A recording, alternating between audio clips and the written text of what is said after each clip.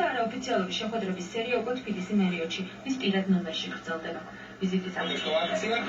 სწორედ იმ დროს, როდესაც ისინი სოფსპიტს აღჭურვდნენ, მათ შეხვდათ პრეზიდენტის ესკორტი და საკმაოდ დიდი ხმაურით გააცილეს მიხეილ სააკაშვილის ესკორტი, რომელიც რეზიდენციაში მიდიოდა.